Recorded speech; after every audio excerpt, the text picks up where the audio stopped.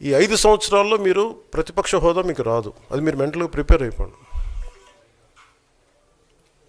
11 సీట్లతోటి మీకు ప్రతిపక్ష హోదా ఇవ్వబడదు, రాదు. ఎందుకంటే ఇట్ ఈస్ చంద్రబాబు గారు, గౌరవ ముఖ్యమంత్రి చంద్రబాబు గారు డిసైడ్ చేసేది కాదు, జనసేన డిసైడ్ చేసేది కాదు. దానికి రూల్స్ ఉన్నాయి, దానికి రెగ్యులేషన్స్ ఉన్నాయి, నామ్స్ ఉన్నాయి.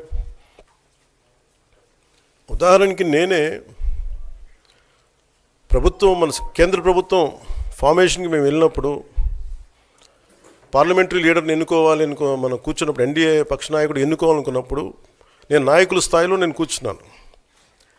అదే నేను ఇక్కడ మంత్రిగా ప్రమాణ స్వీకారం చేసేటప్పటికి నన్ను ప్రధానమంత్రి గారి పక్కన నన్ను కూర్చోబెట్టలా.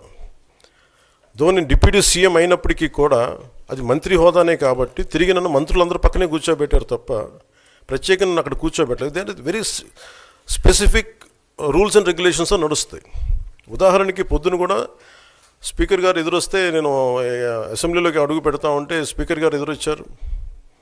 మనకి వచ్చి ఆయన కూడా ఆయనతో పాటు రండి అని వెళ్తుంటే ముందుకు తీసుకెళ్తుంటే నాకు అనిపించింది, సార్ ఇది డిప్యూటీ సీఎంకి ప్రోటోకాల్ ఉండదు, ఓన్లీ ముఖ్యమంత్రి గారు, స్పీకర్, మనకు కౌన్సిల్లో ఉండే చైర్మన్ ఆయనే మీరు చేయాల్సింది తప్ప ఇది మేము ఉండేది కాదని చెప్పి నేనే వెళ్ళిపోయాను. ఎందుకంటే మేమే ప్రోటోకాల్స్ బ్రేక్ ఎందుకు చేయమంటే మాకు లేని ప్రోటోకాల్ మేము అడగం.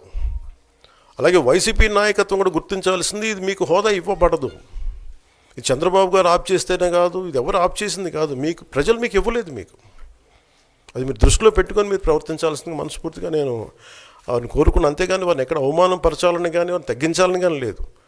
175 సీట్లు కేవలం 11 సీట్లు ఇచ్చారు వాళ్ళకి. ఆ దృష్టిలో పెట్టుకొని ప్రవర్తించవలసిందిగా మనస్ఫూర్తిగా వారికి కోరుకుంటూ మీకు తెలియజేసుకున్నాం. Thank you.